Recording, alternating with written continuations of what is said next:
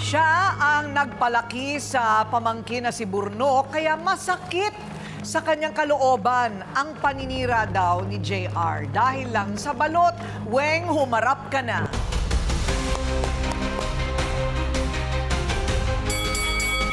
Kasama ka sa paglalako ng balot? Totally po, nasa bahay po siya, labas na po ng bahay, yung paninda po niya. So totally, doon lang po siya sa harap. Totally, siya yung pamangkin ko, pinalaki ko. Apat po sila. Dahil yung mama niya nag-abroad, bata pa siya, 8 years old. Oh, hirap din ano, Opo. yung nanay mo pala nasa Opo. abroad. Oo. Nagkikita naman kayo paminsan-minsan. Ngayon po, nasa bahay na po nasa siya bahay ngayon. na. Totally, hindi na po nag-abroad si ma'am niya, matanda na eh. Oo. So, totally si Burnok, isip niya, isip bata. Kaya hindi naman po, nalalaman ko na lang po sa kapitbahay namin, nabubuli siya. Na inaaway nila, na inaano ko yung pamangkin ko. Anong sabi ng doktor? Kaya mong mag-aral? Kasi pwede ka namin pag-aralin. Gusto mo mag-aral na? Pwede naman po. ALS, oo. Hindi ba? Para ano, para... Oo, para meron ka rin pinaglilibangan na matututo ka pa. Nahihiya na rin daw po siya, ma'am. Kasi po, ano daw po, matanda na siya. 38 years old Ano binata. ngayon? Meron nga 50 eh. Ganun Bumabalik po. ng grade 1. Meron. Yung negosyo po niya, inuutang ko lang po sa Bombay. Ako po na nakikipag-usap kasi gusto niya talagang magtinda. Dahil yung mama po niya, wala na pong trabaho. Ayun, Opo. gusto pang makatulong sa nanay. Gusto makatulong sa nanay niya, totally. Doc Camille, nasa spectrum ba si Burnok?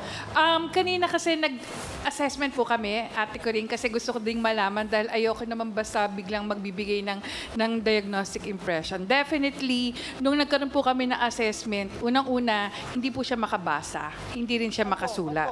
So talagang hindi po pwede na makakapagbigay kami ng paper pencil test.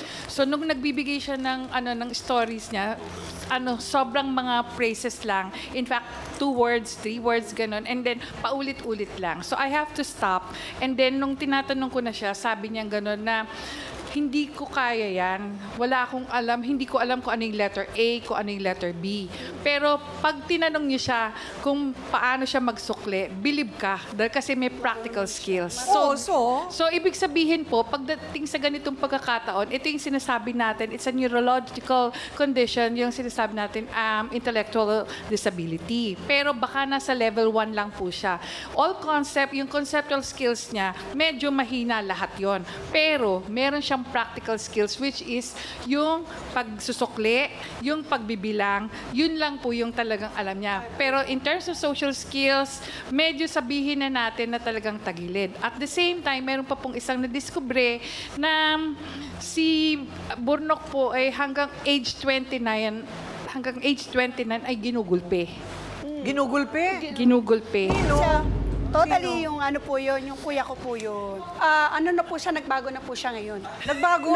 Talaga siya. ba? Oo, nagbago na yung kuya Pero ko. traumatized Totally, siya. alam ng mga kapitbahay namin, nagbago na siya ngayon. Doc Camille, Okay. I don't think totally siyang Ate, 13 na yun to. retarded. No, I it's happen mild, to believe yeah. that maybe he just needs to study. Yes, at the same time, mas prominent ate ko rin ang PTSD eh, yung post-traumatic stress disorder. Dahil kasi every time na halimbawa may sumisigaw, regardless kung si JR yon, affected siya doon. So meron palang kadahilanan, JR. Alam mo ba lahat yon? Na ginugulpi siya hanggang... Ay, hindi po, ma'am. Hindi ko na po alam. Oh, hindi ba? Bata pa po ako siguro. Alam mo, yun na nga eh. Lahat kasi ng bagay may dahilan. Okay, eto na ha, yung sa kakampi mo naman, JR, may magandang intensyon si JR. Ayon naman yan sa kakampi niya na ang pangalan pa lang, mapapalingon ka na. Pogi, humarap ka na. Pogi. Pag yan, hindi yan Grabe naman. Okay na nga, sige na nga. Ngiti pa lang, pogi na eh. Oo nga. Bakit ba parang feeling mo ginagalit ni JR si Burnok? Totoo ba yon? Hindi po. Ano ang nangyayari talaga? Yung binili niya pong balot na sinasoli niya po, pulutan po kasi namin dapat yun. Basag po kasi yung isang binili niya. Sinasoli niya po yung isa, ayaw niya po tanggap eh. Yun lang yun eh. Di ba yun lang yun? Kasi akala niya po siguro kasi sinadya po niyang basagin eh. Basag naman po kasi talaga ng binigay. So, ikaw ba ay nagsasabi sa kanya na ano siya? Special child? Ganon? Totoo naman po talaga, ma'am, kasi ma'am, bakit, ma'am? Isip bata kasi yan, ma'am, eh. Oo. May pagkamongoloid pa, ma'am. Oo. Oo, hindi naman sa Pero gano'n. alam mo, Siyempre, nagagalit totoo yun. din ako. Totoo yun. Dahil ako, tita ako, nagagalit ako, nasasabihan yung pamangkin ko ng gano'n.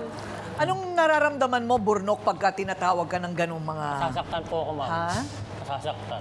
Siyempre, nasasaktan ka din, Hindi ko, ano? hindi ko na mapipigilan sa sarili ko kung pwede kong bugbugin siya. Oo.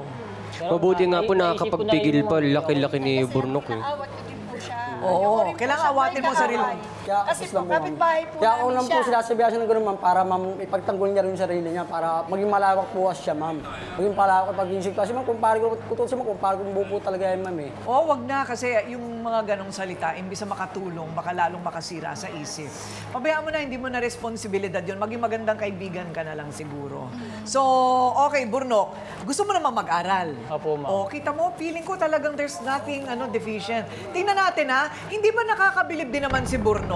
Mahina man sa ibang bagay, pero may pusong mamon para makatulong.